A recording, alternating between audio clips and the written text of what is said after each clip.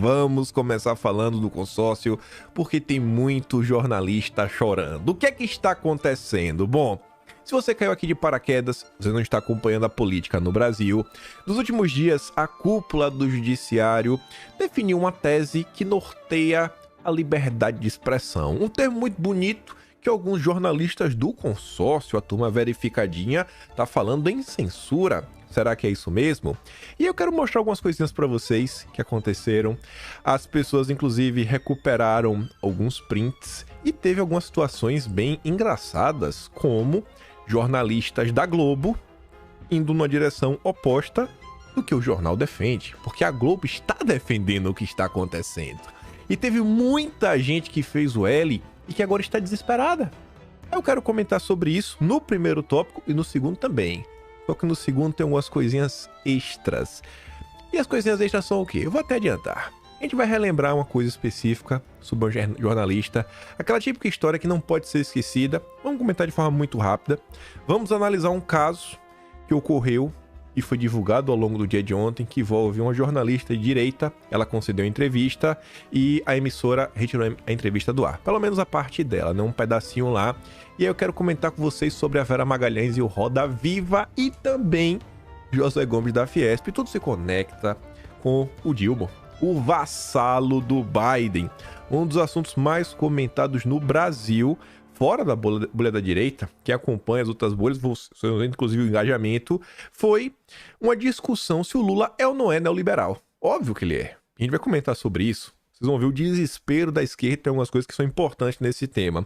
Depois quero falar da COP. O Lula, pela 7ª vez neste ano, defendeu que a soberania nacional seja deixada de lado. Vamos ouvi-lo, saiu até nota na Globo. Nem a Globo defendeu. Na verdade, a Globo não tem nem que defender nem nada. A Globo divulgou sem nenhuma pena, sem nenhum pudor. Tem mais algumas confusões, quero falar da Marina. E aí, se der tempo, mas eu acho que não vai dar, o Juscelino aprontou de novo e o Janones também. Mas vamos por partes. Vejam só. Folha de São Paulo, a introdução foi longa hoje, né? Folha de São Paulo foi um dos principais veículos que teceu críticas, deu espaço para pessoas, né, questionarem o que foi decidido. Eu acho muito engraçado, mas não sinto pena. Aí você vê, começando por aqui. O Supremo replica conceito do PL das fake news e eleva risco de judicialização contra a imprensa. Uai, mas o PL das fake news não era tão bom? Vocês lembram que a Folha de São Paulo defendia o PL das fake news? Qual o problema? Qual o problema? PL das fake news pra vocês, imunidade pra mim? É isso? Esse era o ponto? É mais uma máscara que cai? Aí tá sim. A decisão do judiciário importou expressão do PL das fake news, que tinha como alvo as plataformas de internet. A medida, na avaliação de especialistas, eleva o risco de judicialização em torno de reportagens, especialmente porque o texto aprovado pelos ministros contém expressões vagas e genéricas. Mestre e doutorando pela Universidade de Sevilha, na área de liberdade de expressão, Marcelo Malheiro Cerqueira também avalia que a equiparação de veículos de imprensa com plataformas não se justifica. Eles queriam ser melhores tratados e agora o consórcio foi rebaixado, tá no nível do povão.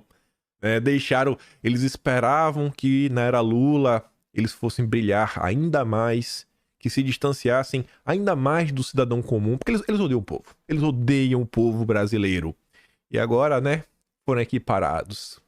Para ele, a tese divulgada pela corte, além do dever de cuidado, outro texto muito amplo, o que trata de indícios concretos de veracidade dos fatos, né, é o seguinte: a definição da verdade de um fato nem sempre é unívoca.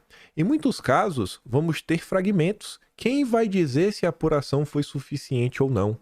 Na avaliação de Cerqueira, o uso pelo Supremo de termos vagos deve manter o problema atual no julgamento de casos sobre liberdade de expressão pelo país. Sem critérios claros, juízes têm uma ampla margem de subjetividade. Mas não importa, porque eles são os balizadores do Estado democrático de direito.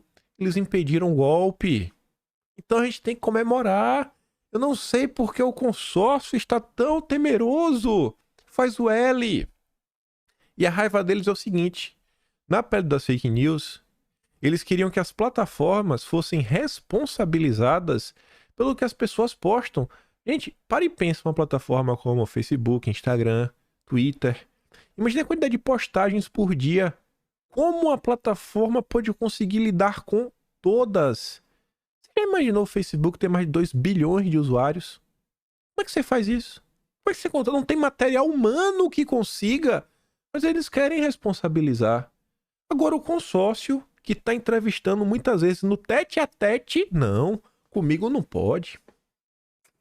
Não. Vigiar e punir. Vigiar e punir, gostoso demais. Aí, o Jota é um portal do mundo jurídico, bem à esquerda, vamos falar assim. O risco para a imprensa nas mãos do judiciário. Esperamos que o Supremo não crie mecanismos que possam conduzir à autocensura no Brasil. Isso daqui foi antes do julgamento terminar. Olha quem assinava essa nota. Associação de Jornalismo Digital, AJOR, Instituto Palavra Aberta, Instituto Vladimir Herzog, Repórteres Sem Fronteiras. Esses dois últimos, inclusive, principalmente o Sem Fronteiras, o RSF, eles criaram levantamentos para mostrar como o Bolsonaro era um ditador autoritário. Sabe por quê? Porque ele bloqueou pessoas no seu perfil privado no Twitter. Ataques!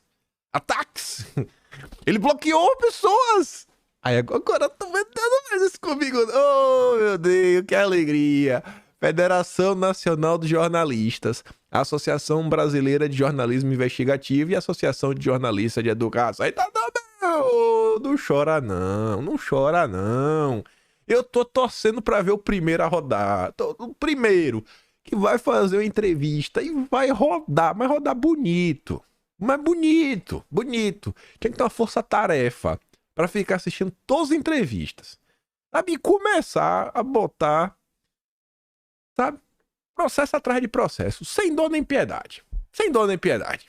Essa turma procurou muita confusão. E eles encontraram. Aí vem. Entidades vão à OEA após decisão do judiciário sobre punição à imprensa. Coitadinhos, né? Aí agora, porque agora não são os blogueiros. Os blogueiros bolsonaristas podem fazer o que for. Agora é o consórcio. Aí como é o consórcio, vai lá a ABI, Associação Brasileira de Imprensa, e a FENAGE, que é a Federação Nacional de Jornalistas, vão fazer um informe para quem? Relator especial para a liberdade de expressão da Comissão Interamericana de Direitos Humanos, Pedro José Vaca Villarreal. Agora é um problema.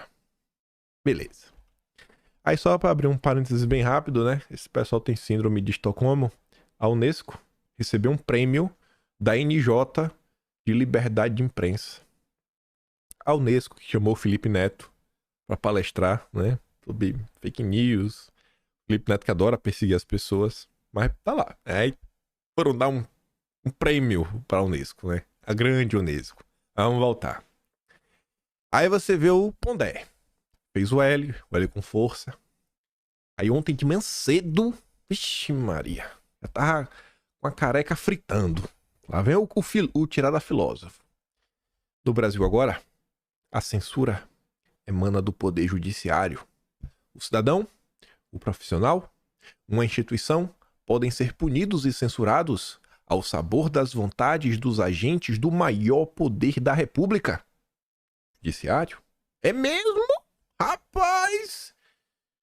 Você viu? Acho que o Pondé está agindo em prol da desestabilização do Estado Democrático de Direito, um antidemocrata.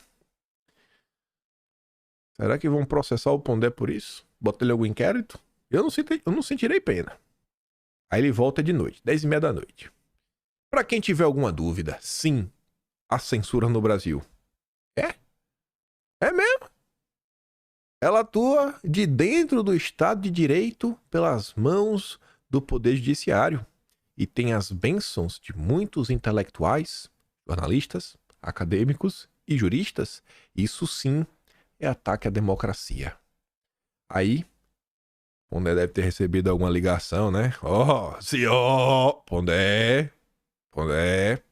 Ou então ele deve ter pensado, eita rapaz, tô criticando demais, hein? Tenho que fazer aqui uma meia-culpa, senão eu não vou mais ser chamado para ir na Globo, eu não vou ganhar espaço no consórcio. O Pondé precisa disso, né? Ele quer uma boquinha. Ele quer uma boquinha do Beautiful People, poder ir nos eventos, ser bem tratado, né? Ganhar um selinho, algum certificado aí que só os magnânimos têm, os iluminados brasileiros. Aí ele volta pra fazer aquela minha culpa, né? Olha, após fazer um papel importante em favor do Estado Democrático de Direito nos últimos anos, o judiciário abre espaço para censura no Brasil e fere a liberdade de imprensa. Mas ele teve que lembrar, né? Que nos últimos anos, ele tem que deixar claro, ó, eu critiquei, mas eu reconheço que foi importante para derrotar o golpismo, derrotar o bolsonarismo. Parabéns, Pondé. Parabéns. Pagou esse seu pedágio. Espero que o consórcio lembre disso e veja que você age de forma similar com verme. Mas vamos continuar. Aí um colunista da Folha, que também é advogado criminal e que presidiu a Comissão Especial de Mortos Desaparecidos Políticos de 2001 a 2004, chamado Luiz Francisco Carvalho Filho, escreveu um dos textos mais duros em relação a este evento. Nem a ditadura foi tão ambiciosa quanto o judiciário ao decidir sobre entrevistas. A tese dos ministros sobre punição à imprensa faz inversão absoluta de valores.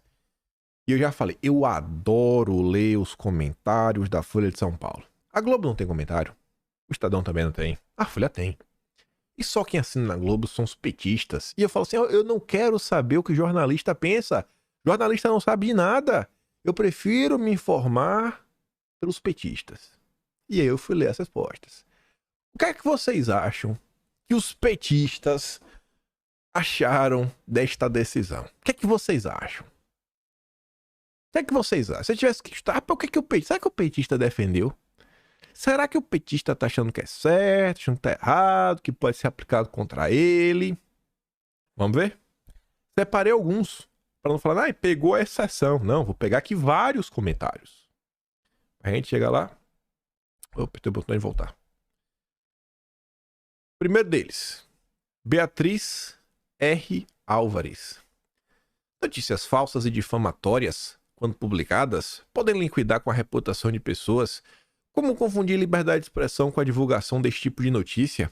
O que leva a Folha a ficar tão enfurecida quando o judiciário tenta impor limites à divulgação pela imprensa de notícias falsas? Na ditadura, o que era censurado era a divulgação de notícias reais. Tá vendo aí? O petista saiu em defesa da decisão e chama basicamente a Folha de golpista. Adenilson Penelli. 2 comentários dele. É um escândalo um jornal como a Folha, que sofreu tanto na ditadura, publicar este artigo. Corporativismo tem limite? Ou vocês querem carta branca para mentir e enganar o público? Aí volta o petista. Creio que o colunista está brincando com amnésia? Ou ainda querendo enganar o eleitor? Tal comparação é descabida e ofensiva? Haja visto o tamanho e a intensidade da censura durante o regime militar. Esqueceu que muitas vezes publicaram receitas como protestos contra artigos censurados. Esse daqui deve nunca ter aberto um jornal para dar uma olhada. Nunca deve ter aberto um jornal para dar uma olhada. Pra tá falando uma porcaria dessa. TV, rádio, revista, propaganda, música, livros escolares, novelas, romance, tudo era censurado. Veículo de imprensa, como por exemplo a Jovem Pan, né, JP, deveria ter sido exemplarmente punida. Vigiar e punir. Gostoso demais? Gostoso demais? Eita, que petista é vingativo. Valdir Teixeira da Silva. Essa gritaria toda é muito por corporativismo da mídia. É isso aí, petista. É isso aí. É outro petista, Antônio Pinto. Se a entrevista tem indícios de falsidade e crime, é justo. Eles não conseguem entender, gente. O pior, assim, esse daqui não são aqueles petistas espertos que estão defendendo uma tese como time de interesse. Eles realmente acham que o que está sendo colocado na mesa é para defender a verdade. O pior é isso. Este é o nível intelectual dos brasileiros. Esta é a turma que defende o Paulo Freire. E aí você entende por que o povo defende o Lula. Eles não conseguem entender o problema que está diante deles. Eles não conseguem. Eles não conseguem entender a subjetividade. Eles não conseguem entender que mesmo a verdade pode ser tratada como uma mentira. Eles acham que não, eles acham que a justiça é justa o tempo inteiro. Eles não conseguem entender. Petista não tem jeito. Wilson Rossi. O que jornais e jornalistas querem é se isentar de qualquer responsabilidade. Pode tudo. Achincalhar e humilhar. Inventar e mentir. Não consegue entender. É o petista padrão.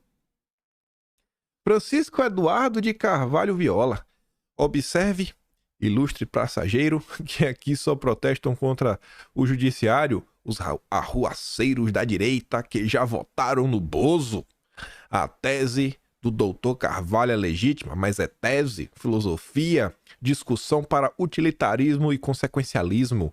Enquanto isso, os arruaceiros continuam mentindo em nome da verdade da democracia, mas na porta de quartel pedem golpe.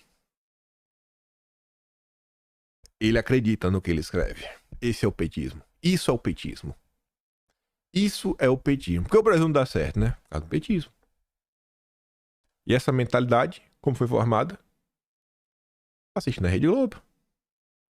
Tadeu Dias. Ora, o mínimo de checagem com o que vai ser dito para milhões de pessoas não tem nada de cerceamento. Boa decisão. Principalmente nesse vale tudo que se tornaram os meios de comunicação. Eles não conseguem entender. O cara às vezes tem uma denúncia para fazer, o cara faz a denúncia, às vezes a denúncia tem um fio, tem um início, às vezes requer mais, o cara processa, cai na mão dependendo do juiz e alopra.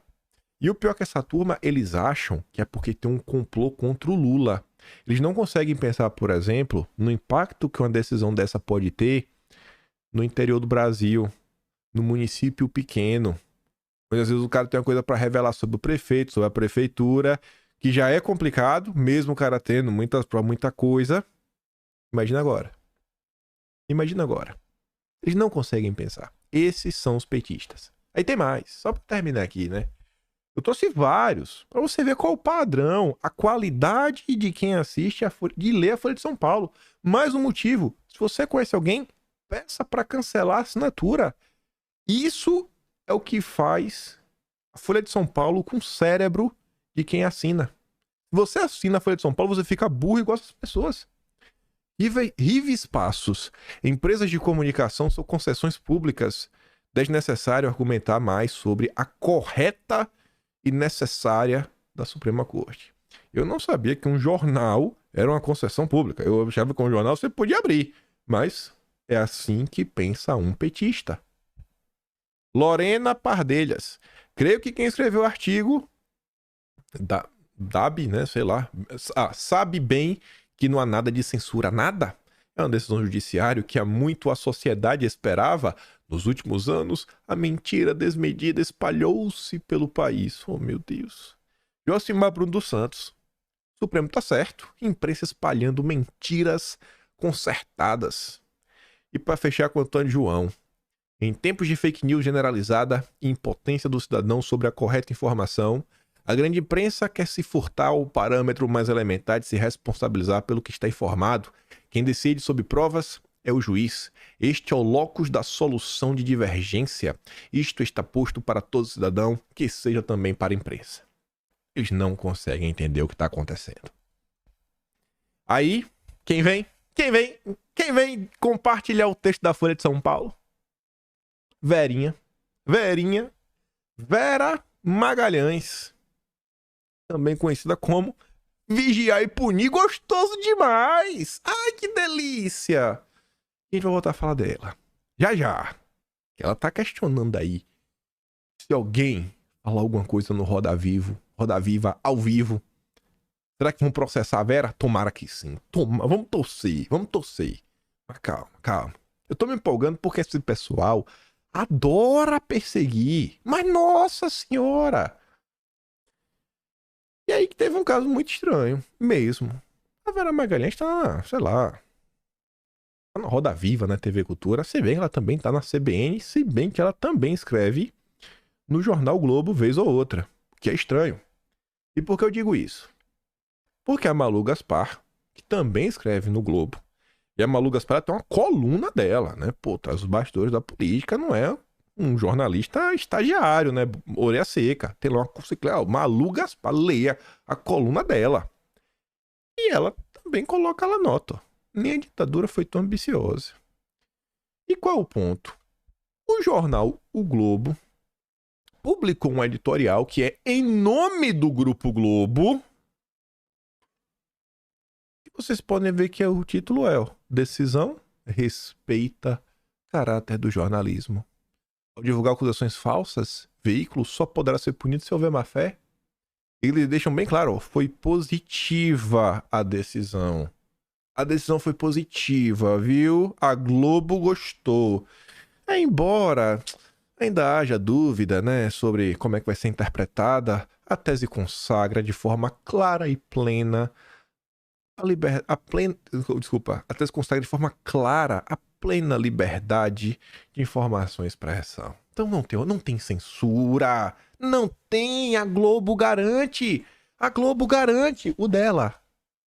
Agora chora, mas de coração, como eu tô torcendo pra algum jornalista rodar por tudo que eles fizeram. Sou ser humano também, né? Tem que chegar neles, não é possível isso. O tanto que essa galera aprontou, não dá em nada. A Globo não vai ser pega, de jeito nenhum. Mas a Série B, Série C, uma Veja, né, uma Folha de São Paulo da vida, nossa, tem que tomar na cabeça pra aprender. Por outro lado, é o que eu falei, a Folha foi o jornal que mais gritou contra a decisão. A Folha publicou um editorial. O Estado também publicou um editorial hoje, mas foi mais fraco, né, do que o da Folha, mas foi um editorial crítico também. Esqueci com a manchete. Mas foi o editorial de hoje de manhã, publicado às 3 da manhã de hoje, do dia 1º de dezembro. Mas a Folha de São Paulo publicou no final da noite de ontem, né, no início da noite, 8h15 da noite, capítulo sombrio, né, o editorial, o que a Folha pensa. Conta a própria história, a corte abre brecha para ataque à liberdade de informação. Aí, só peguei 2 parágrafos. Os pequenos veículos, em particular, sem recursos para manter um departamento jurídico, ficarão à mercê do que juízes entenderão como indício concreto e dever de cuidado. O que é isso? Não sei. Um prejuízo de monta para a liberdade jornalística, sobretudo quando se conhece o grau de promiscuidade entre poderosos país afora, principalmente no interiorzão do Brasil, né? Mesmo a chamada grande mídia, em tese mais capacitada para enfrentar o assédio judicial, poderá vir a exercer alguma autocensura, sacrificando a circulação da informação para evitar arbitrariedades. É mesmo, né? Bacana. Mas vamos continuar. Antes de falar da Vera Magalhães, e também comentar sobre o caso de uma jornalista que foi na Jovem Pan e teve seu trecho retirado, talvez possa ter alguma relação com o que está acontecendo. Ontem, uma pessoa que deveria ser conhecida por todas as pessoas de direita, eu tinha até um material dela que eu não quis trazer para não dividir a direita, né? Porque ela estava com um amigo dela que muita gente gosta. Tem sempre aquela da direita que tem bom coração, mas não conhece o passado das pessoas, né? Então abraça, assim, o primeiro que aparece, dá 2, 3 gritos contra o Lula, contra o judiciário, é herói. Ah, ele criticou Aí a turma disse, não, ele criticou Bolsonaro, mas hoje ele não critica mais.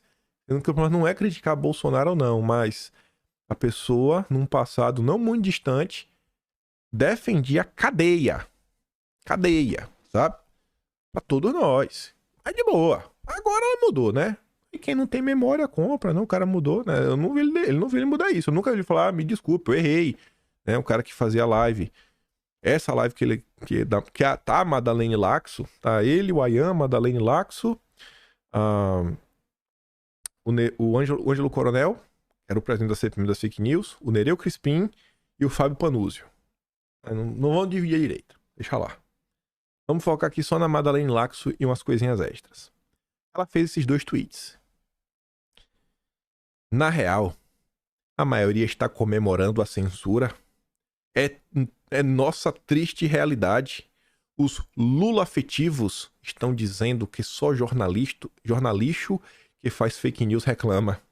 Os bolsomínios estão dizendo que os jornalistas merecem porque reclamavam do Bolsonaro.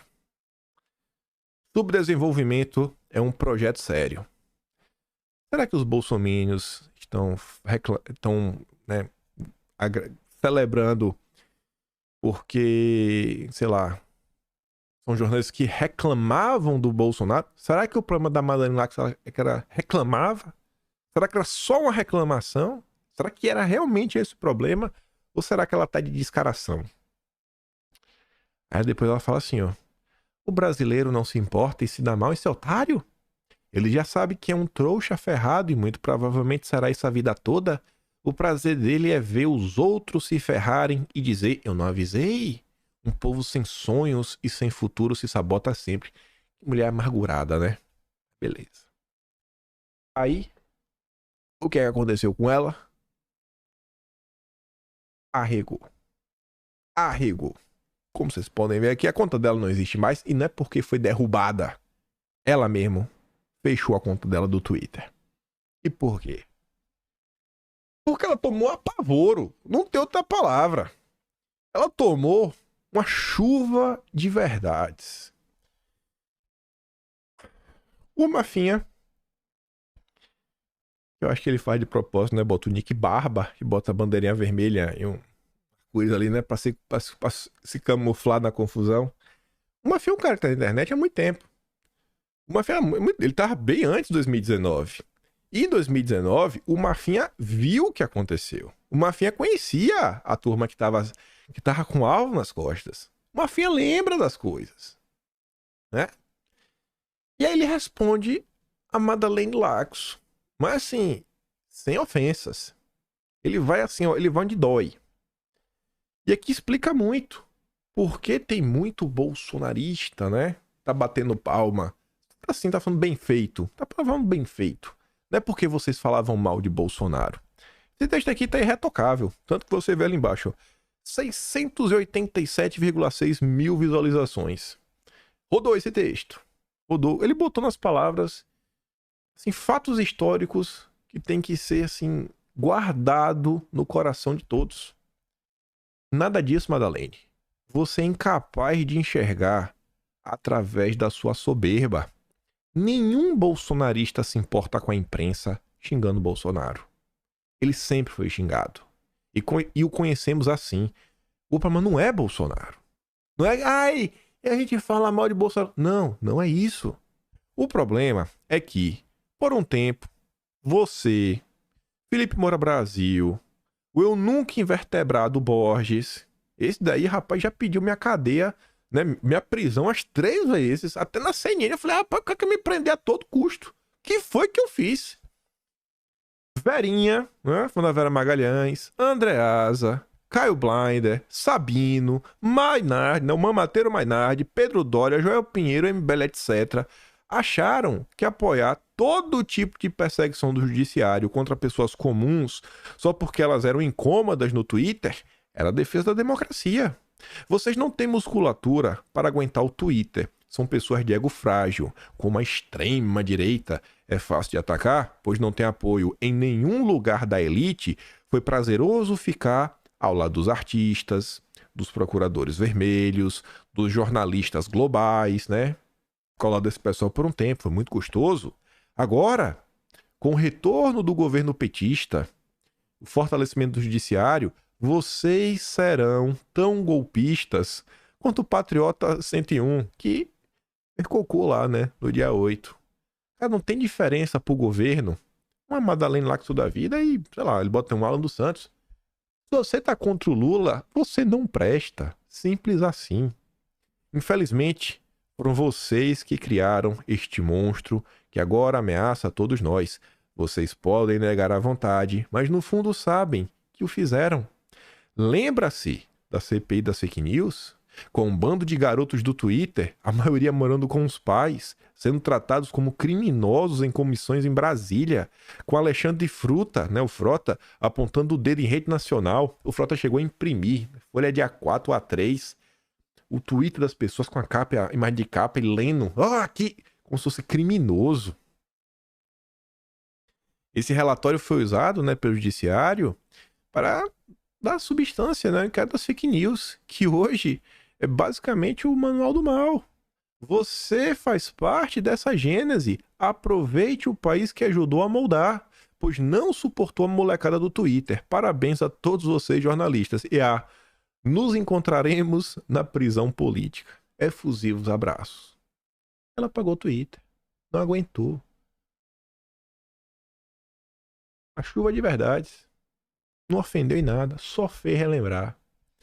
E aí, esse daqui é um dos vídeos icônicos da história de vida da Madeleine Laxo.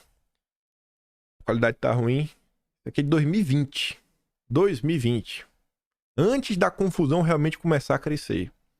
O Moro já tinha saído do governo, já tava aquele caos. À direita, esse daqui de terno é o Ayan. Aqui é a Madeleine Laxo. Aqui é o Fábio Panuzzi, aqui é a filha do Panuzzi, né? Tá na TVD. E aí quem achou essa pérola na época foi o Peruvian, que foi quem puxou basicamente toda a capivara do Ayan. Começou a mostrar como, acho que era o documento 32, era o 36. É um desses números que foi protocolado lá na CPMI da Fake News pelo Frota, né? Acho que é o 32/2019, é o 36/2019. Como ele mostra por que esse documento foi feito pelo Ayan. Ele sai mostrando passo a passo. Aí ele sai mostrando algumas coisas interessantes. Como, por exemplo, Nando Moura, no início do documento, era malvado, mas do meio pro fim não é mais. Aí passa a ser vítima. E se você para e vê, o Ayan ele via falando que ele estava construindo esse documento ao longo do ano. E ao longo do ano, Nando Moura mudou, né? Nando Moura rompeu com o bolsonarismo. Será que Nando Moura sabia que estava sendo arquitetado algo contra os bolsonaristas? Será? Não sei, né? Um questionamento. O Gentili também, né? Que era amigo do Ayan, as coisas muito interessantes. E aí, dando play nesse áudio hoje, nossa, uma coisa que o Panuzzi falava. Vamos dar play no áudio. Vamos dar play no áudio. Vamos dar play. Que agora acho que faz mais sentido do que nunca. Com essa reconfiguração do PSL, você acha que vai sair coisa boa dali? Vai. Vai? Acho não. Eu sei que. É preciso dizer que ela ajuda a CPI, né? Também. Ela também. Duas pessoas muito importantes aqui conosco. Com essa reconfiguração do PSL, você acha que as coisas mudam? Foi aquele momento que eles basicamente dão um banimento em todos os deputados bolsonaristas, time de comissão, né, que tem aquele espécie de racha. A Joyce vinha sendo assessorada pelo Ayan, o Frota também. Como sabe disso? Porque o Ayan confessou em várias entrevistas, diversas entrevistas. Documentos que a Joyce apresentou também durante a CPI que teriam sido impossíveis da Joyce obter. Por que foram impossíveis? Porque a Joyce, por exemplo, tinha um perfil no Twitter que, quando a Joyce foi lá depor na CPI da Fake News, o que ela apresentou eram prints que não tinha por que ter. Era uma postagem muito específica que, como posso falar, a conta já tinha sido derrubada na época. A pessoa tinha uma nova conta. Tinha uma nova conta. Só que nos materiais do Ayan, aquele print tinha colorido. Você fala, nossa, olha só, no material do Ayan ela tem, a Joyce também tem, né, alta resolução. E aí o documento que o Frota protocola tem a mesma imagem, só que preto e branco. Você fala, olha, a Joyce e o Frota com o mesmo material, só que a Joyce tem alta qualidade colorido e o Ayan e o Frota protocolou em preto e branco. E esse material, o Frota, inclusive, ele, numa entrevista com o Pedro Zambarda, no Diário Centro do Mundo, ele disponibiliza. Só que as pessoas não lembram disso! As pessoas não lembram! Não lembram! Eu não vou esquecer porque eu fui perseguido, mas nunca chorei minhas pitangas. O Ayan me prometeu que me botar na cadeia. Ele ainda falou assim, que quando eu bato duro, eu bato encaixado. Né, Ayan? Foi preso depois, em 2020. Foi preso, né, pai? Deu ruim pra tu. Assim. Aí o Panuzzi fala, não, essa conferência depois ele diz, não. O final, né? Porque eles estão ajudando na CPI. Tô falando da Madeleine quanto do Ayan. Dá play de novo, ó. Configuração do PSL, você acha que vai sair coisa boa dali? Vai. Vai? Acho não. Eu sei que. É preciso dizer que ela ajuda a CPI, né? Também. Ela também. É preciso dizer que ela ajuda a CPI. E o Luciano também. Então, se for absurdos, o general Santos Cruz, o general do Moro, né? Vamos unir a direita. O general do Moro usou o material do Ayan. Como é que se sabe que ele usou? Porque é a mesma apresentação do Ayan pro Diário do Centro do Mundo, que também está no documento protocolado pelo Frota. Na época, a deputada federal Caroline de Tone, o deputado federal Felipe Barros questionaram Santos Cruz. Você conhece o Luciano Ayan? Carlos Afonso, que meu nome verdadeiro é Luciano Ayan. Não sei. E onde foi que o senhor montou essa apresentação? Uns amigos aí, quem? Não, depois eu falo, e nunca falou. Nunca falou. Palhaçada. Sabe, tem hora que dói no coração quando vê alguém que não acompanhou nada do que aconteceu nesse país. Fala assim, você já viu a esquerda brigar em grupo? Vocês estão dividindo a direita. Assim, cara, é sério mesmo? Vocês acham que várias pessoas que estão aí apontando problemas, né, de caráter em algumas pessoas, é por inveja? É porque é intransigente, quer dividir a direita? Ou será que essa pessoa, sei lá, tem alguma informação? Eu, pelo menos, quando falo, eu mostro muita coisa. E o que eu falei aqui, se alguém falar que é mentira, cara, eu resgato. Eu sei até onde pegar grande parte do material. Episódio 182, se eu não me engano, inclusive é o que eu trago esse vídeo aqui. Tem muita coisa. Enfim, as pessoas não têm memória. Na época, ó, a arte da seita. Éramos uma seita. Teve até curso. Se não me engano, era 9 capítulos. É isso mesmo, 9 capítulos aqui, ó. Madalém Lax e Luciano Ayan, né? Pra explicar a seita política. Né? Os bolsominions. Agora ela tá aí. Aí porque os bolsominions não querem que o jornalista reclame de Bolsonaro. Ô, minha filha. Até parece que a gente tá preocupado com vocês reclamando. Mas vamos lá. Vamos lá. Avançando aqui um pouco. Eu não quero aprofundar isso, porque eu já contei essa história tantas vezes. Mas tantas vezes. Eu até, sei lá, 2 anos atrás eu falava, no dia que eu for no Pânico, a primeira oportunidade que eu tiver, vou falar desses casos. Porque é um absurdo o que tá acontecendo. E eu cumpri. Minha primeira participação do Pânico, eu falo sobre isso. Falo o que essa turma fez durante a CPI das fake news. Falo como eles iniciam a perseguição. Teve uma pessoa que deixou isso registrado, mas de cabo a rabo, com print, com postagem, que contou a história das mais diversas formas. Rapaz, se teve alguém, fui eu, viu? Não é por nada, não. Eu deixei registrado. Ah, escrito não tá, mas em vídeo tem vários. Aí, enfim. Paula Schmidt, jornalista, escreve no Poder 360, se define como esquerda. Acredite se quiser, mas ela escreveu até um texto no passado que é assim: por que vou votar em Bolsonaro? Achei essa era a manchete. A primeira frase do texto era: porque eu sou de esquerda. Aí ela falou: votemos porque eu sou de esquerda. Porque a esquerda dizia que defendia saneamento básico. Bolsonaro teve um marco de saneamento. Porque a esquerda defendia ajudar o pobre. Bolsonaro teve aí o maior aumento de transferência de renda da história do país. Foi um auxílio de R$600. E ela sai mostrando a quantidade de coisas que o Bolsonaro fez. Porque a esquerda é a favor da liberdade. Bolsonaro defendeu a liberdade até o fim do trabalhador, né? Não ter que ficar trancado em casa e várias outras coisas. Aí a Paula foi no Pânico semana passada. Deu bom, muita gente elogiou. Paula tem muita experiência, né? A experiência ajuda. Você tem história pra contar. Tem história pra contar. Enfim, aí ela foi. E ela foi convidada pra ir no Linha de Frente. E aí ela fez um comentário sobre o ministro da Justiça e Segurança Pública, né? Falando de cota. Porque ele é meio grandinho assim, né? Pode ser por causa do tamanho. Ela fez só um questionamento. Não foi nada demais. E aí, o Mafia até posta, é a Jovem Pan que teve que pedir desculpas porque a Paula falou do tamanho do ministro. Parece aqueles editoriais de filmes distópicos. Aí a Janaína Pascoal fala, toda essa rasgação de seda foi pura rasgação de seda? Ou já é medo de processo por frase de entrevistado? Não é, né? Eu não acho que... Eu acho que nesse caso, eu até entendo o que passa na cabeça da Jovem Pan. Agora eu só entendo, porque... Você pega ali o que a gente comentou na Folha de São Paulo. O petista, no comentário da Folha de São Paulo, tá pedindo que a Jovem Pan seja punida, pelo que eu não sei. Até hoje eu quero entender realmente. Cara, você realmente acha que tem que ser punido? Tudo bem, né? Petista. Então assim, sabe aquela história? Cachorro que já foi mordido por cobra tem medo até de bola de assoprar? Aquela bola comprida, né? Formato de salsicha. Eu acho que é meio que esse caso. Mas não deixa de ser meio triste. Eu entendo mesmo de coração, mas mesmo entendendo, é triste. Escuta só.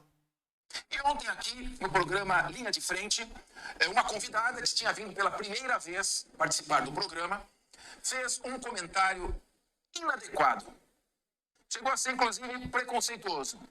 Mas, acima de tudo, inadequado, desnecessário, e nada contribui para o debate sobre a pessoa do ministro Flávio Dino.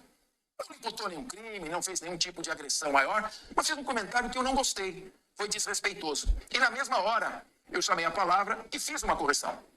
Mas entendo que é importante reiterarmos e deixar isso muito claro, como nós pretendemos conduzir os debates aqui.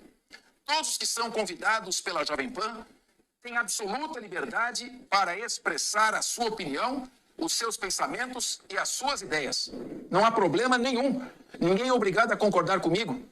Eu tenho posições claras, mas recebemos aqui colegas que têm uma posição mais à esquerda, uma visão mais socialista, e não há problema nenhum. Eu adoro debater. Sempre subia à tribuna do parlamento e debatia temas, nunca pessoas.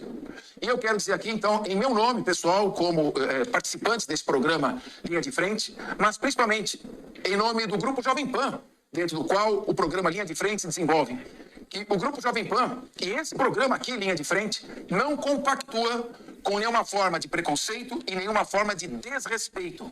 Por isso, eu quero aqui, em meu nome e em nome do Grupo Jovem Pan, me desculpar com o ministro Flávio Dino. Esse posicionamento que eu avalio e o Grupo Jovem Pan avalia como equivocado e infeliz da nossa convidada. E, ministro Flávio Dino, receba aqui, pelo menos em meu nome aqui, palavras de confiança.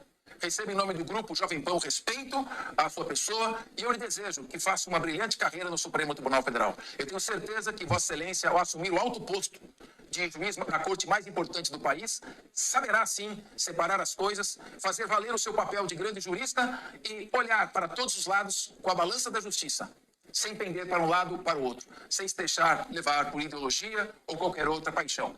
Então, fica aqui o nosso registro. Não basta, né? Não basta pedir desculpa, né? Tem que elogiar a questão. Só um segundo aqui. Só um segundo. Já te ligo. Tô gravando. Segunda vez que eu tô gravando, quem me liga, velho.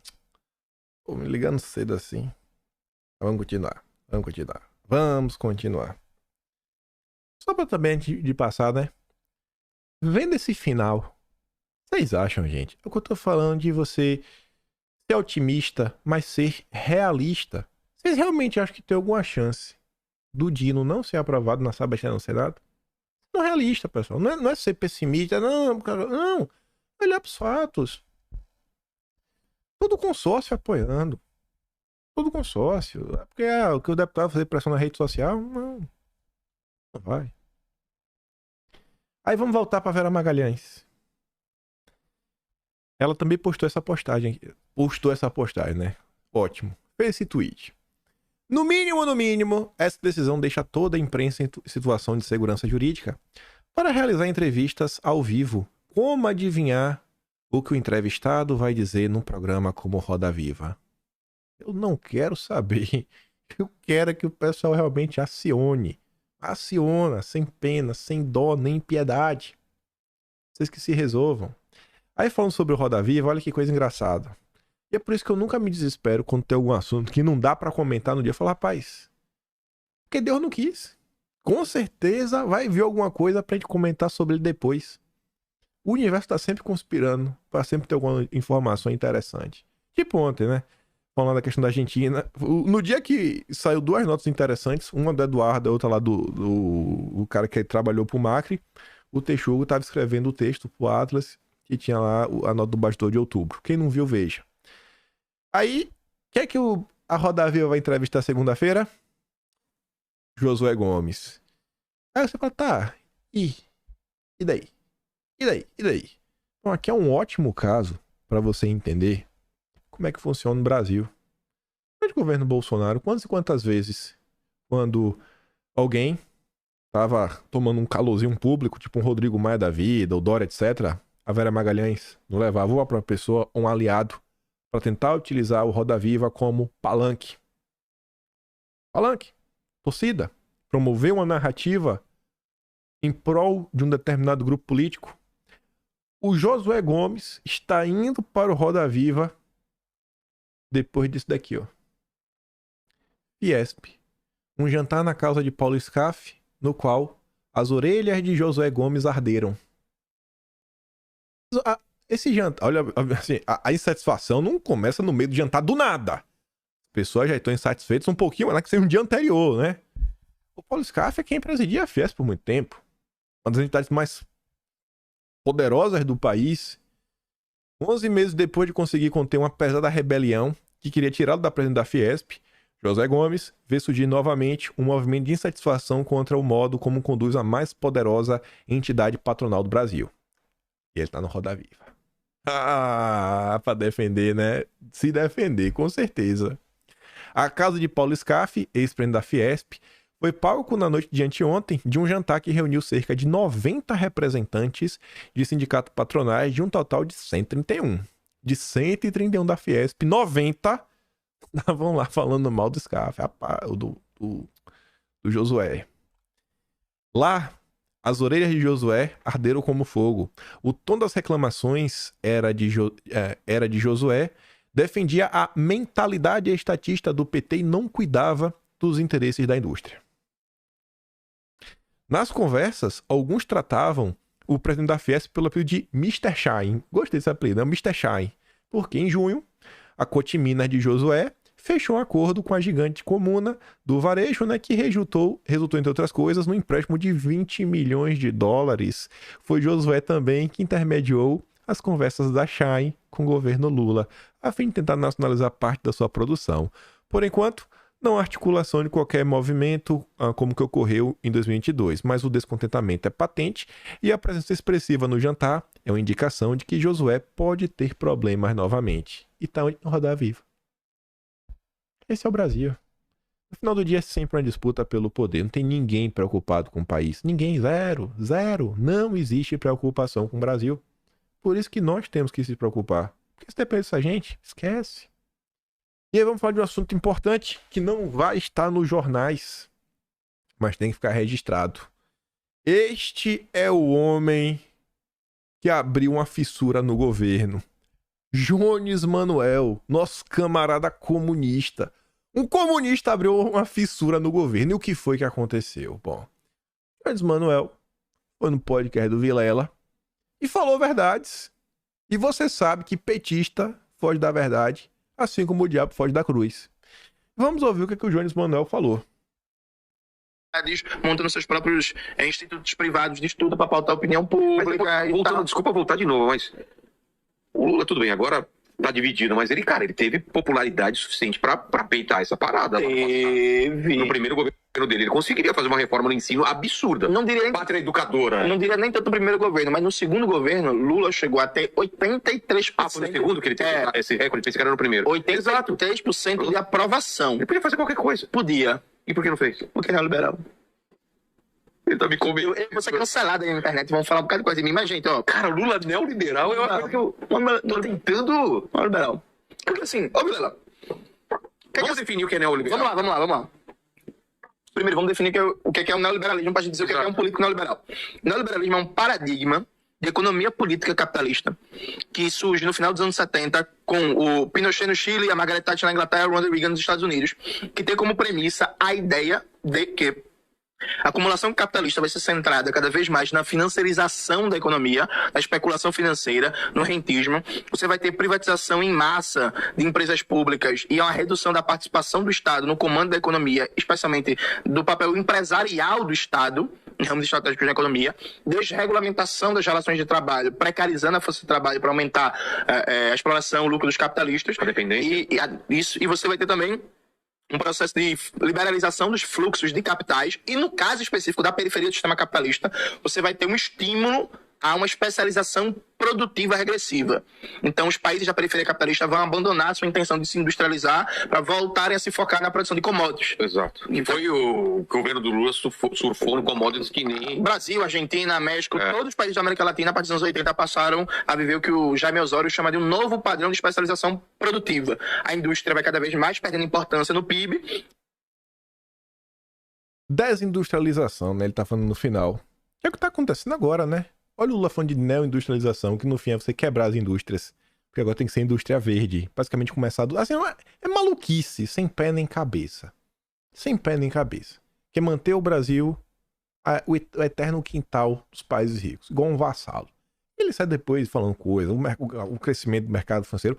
Olha o poder, gente. Olha quem Lula trouxe pra compor o conselhão. Antes de indicar o Haddad, Lula falou com o Trabuco do Bradesco. Na época, essa notícia no Metrópolis. O Lula é neoliberal, não tem o que falar. Neoliberal descarado. E aí, falar isso, que é uma verdade, e ainda mais quando você olha esse governo agora, tudo que o Lula vem fazendo, mercado de carbono, transição energética, um monte de maluquice, que é o que eu falo pra vocês. Eu gosto de dar sempre o exemplo da margem equatorial. Eu falo, pessoal, o PT é conhecido pelo Petrolão. O PT do Petrolão está usando o argumento ambiental para não explorar a margem equatorial. Eles estão proibindo a Petrobras de crescer. Eles estão sabotando a O PT do Petrolão está sabotando a Petrobras. Vocês não estão vendo que tem uma coisa errada nisso? E o cara tá escancarando. E ele é um cara da bolha. Uma coisa é eu falar. Incomoda. Os caras não gostam, não citam meu nome, mas às vezes outros, vejam lá. Principalmente 247. Né? O Atushi falando de algumas pessoas na direita, né? Mas beleza. Beleza. Não precisa saber meu nome. Só que vindo da esquerda, só essa postagem, só essa, e esse vídeo diversas pessoas diferentes postaram, 841 mil views. Tem vídeo de diversas pessoas da esquerda no YouTube, fazendo react, comentando, tentando passar pano para o Lula, e tantas outras pessoas falando, é isso mesmo. E temos que acordar, porque está pior do que nunca. Se a gente não reclamar, não apontar o dedo, este governo vai pro buraco e o Bozo vai voltar. Aí você vê Alberto Cantalice, presidente da Fundação Perseu Abramo, os intelectuais do PT. Tá lendo a missão também, né? O pedista. Vamos começar por baixo, ó. Quem diz que Lula é neoliberal não compreende o que é neoliberalismo e não compreende o Lula, tá? Falou e não falou nada. Então explica, cara. Explica por que ele não é. Aí vem um Cantalice. Sou um idiota metido intelectual, um web revolucionário atrás de likes, né? Pode taxar Lula de neoliberal. O Janes Manuel fala com a autoridade de um mestre. No entanto, no âmago, é um sujeito oco, vazio de sentidos ou de condição teórica, tá? Ele ataca o mensageiro, mas e a mensagem? Refuta que o Lula é um neoliberal? Não. Lula, no programa do Ratinho em 2022, se disse um socialista refinado. O que isso queria dizer, né? Um socialista democrático. Mas por que não é neoliberal? Olha, gente, o cara tá dando uma volta pra explicar porque o Lula não é um comunista. Mas ele não fala porque não é neoliberal. O que é que os webs têm com o Lula? Uma espécie de dor de corno. Falam em povo, não tem nada que os ligue ao povo. Já com Lula é completamente diferente. Deram o povo, tá? Mas por que não é neoliberal? Hein? Lula salvou o Brasil do fascismo. Se o Geno tivesse ganhando as eleições, muita gente não estaria falando besteira nas redes. Tá, mas e aí? Ele é ou não é neoliberal? O presidente da Fundação Perseu Abramo não consegue responder. O André Roncaglia, um dos maiores economistas da esquerda brasileira, escreve constantemente na Folha de São Paulo, tava na Globo News acho que anteontem. Fez um vídeo em seu canal. Lula neoliberal? É o título do vídeo. Imagina a dor que essas pessoas estão sofrendo com Lula fissurando. Me disse não é o ponto que eu tô falando pra vocês. Gente, ó, é mostrar que o Lula é um vassalo. Bate aqui, ó. Aqui é onde machuca. Eu falei isso várias vezes, né? Mano, não é querendo me gabar não, mas eu falei, viu? O Opera Mundi fez até enquete. A enquete da esquerda, nem da RT. Janes Manuel afirma em entrevista que Lula não é liberal. E você, como classificaria Lula? Concordo, 25%, um quarto das pessoas concorda. 50% diz que Lula é um social-democrata. Ou seja, Lula é o FHC. É o PSDB, PT, é a mesma coisa. Pior, Lula é social-liberal, que seria um passo além do FHC, né? Pra se aproximar do mercado. E, gente, só 4% da esquerda acha que o Lula é um socialista ou comunista. o Lula tá sofrendo uma crise na esquerda. O Opera Mundi é um veículo assistido pelo aquele petista raiz. É o veículo do Breno Altman. Vocês devem ter visto comentários absurdos dele que tá acontecendo lá no Oriente. Absurdos. É o do Breno Altman. É o canal do Breno Altman. É a turma que tá batendo de frente. Então, assim, o Lula, é o que eu falo, ele não vai conseguir manter essa base. E essa é a base que entra em campo. Que dá cara a tapa. E tudo que ele tá fazendo no governo vai em outra direção. Ele tá fazendo aceno pra turma woke, pra turma do Felipe Neto, pra turma da Marina, pra turma, a famosa turma globalista.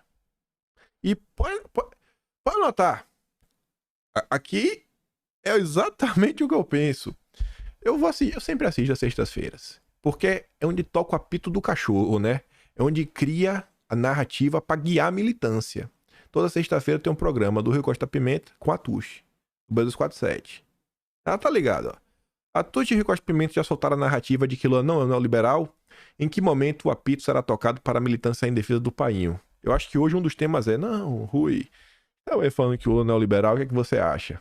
Vamos ver a passada de pano hoje. Para criar narrativa para evitar o desgaste do Lula dentro da esquerda. Aí, nesse âmbito, e para chegar aqui no final do vídeo, um dos pontos que machuca e a esquerda não tem o que falar é isso daqui. Vassalagem e entreguismo do mais baixo nível.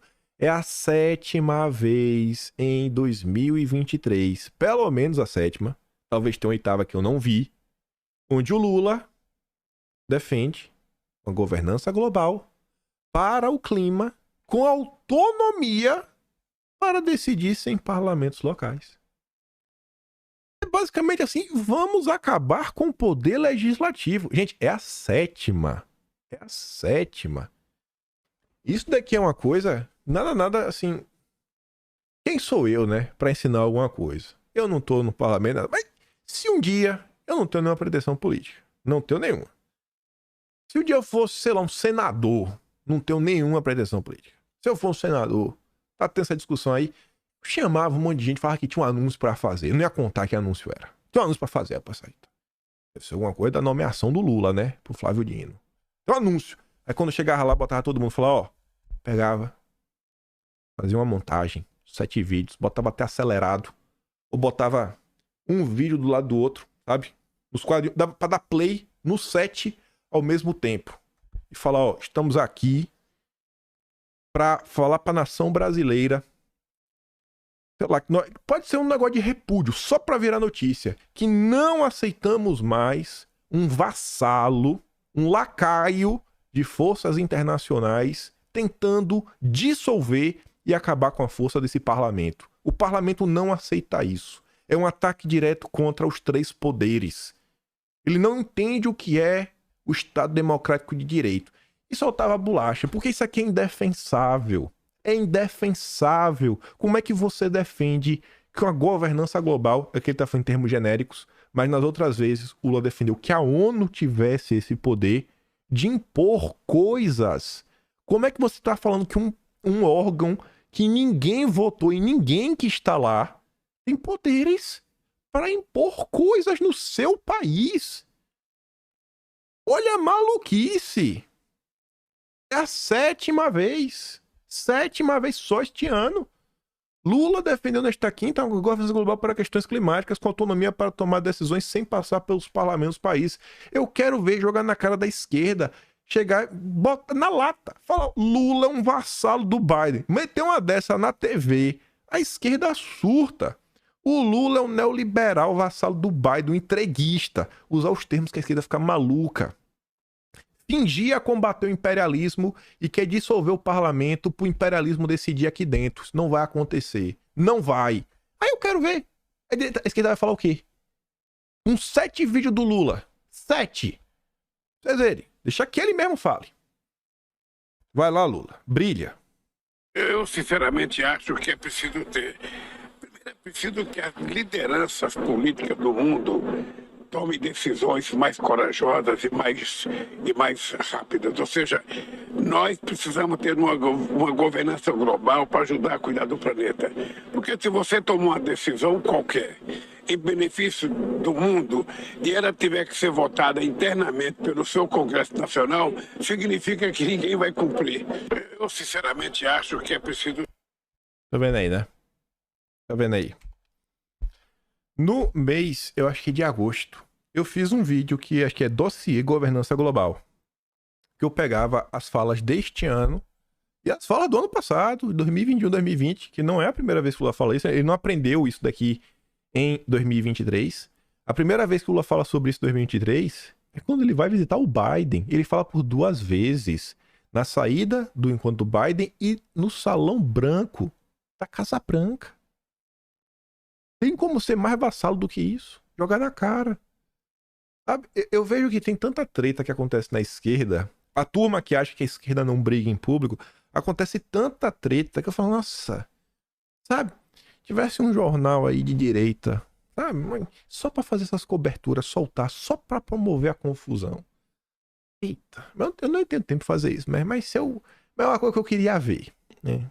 Esses jornais fazer a cobertura e soltar a nota. Solta lá, vai. Fomenta a confusão. Joga um contra o outro. Joga. Deixa que eles brigam entre si, né? Fomente essa briga entre eles. E não, você não tá fomentando a mentira. Você tá expondo verdades inconvenientes. Lula é um vassalo. Lula segue 100% a agenda globalista.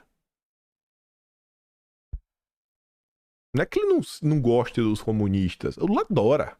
Mas o terceiro mandato do Lula tá aí. Batendo continência pra agenda globalista. Pra ONU. Esse é o Dilma. Vassalo do Biden. Entreguista. E é isso. Tinha muito mais coisa pra gente comentar sobre COP, etc. Falar da Marina, Globo. A gente comenta amanhã. Realmente junto com o Juscelino, com o Janones. O Brasil tá 1000, né? Ainda tem algumas coisinhas que saíram também sobre a indicação. Pá. Amanhã. Que o Brasil tá demais. Enfim. Fico por aqui. Se faz meu trabalho. Passar no meu canal. Tem um Plano Valeu. Tem um Patreon. Tem um Atlas Brasileiro. Kimpaim.com sem BR. É um livro por mês. Mais de 400 páginas. Acho que deu mais 400 o último, né? Acho que vai dar mais 400 aí também. Enfim. Tá lá. Me ajude. Fico muito feliz. Também se não der, tá de boa. Compartilhe o vídeo. Já me ajuda muito. Volta amanhã e deixa aquele grande beijo, abraço, tamo juntos. Valeu, meus amigos. Fui!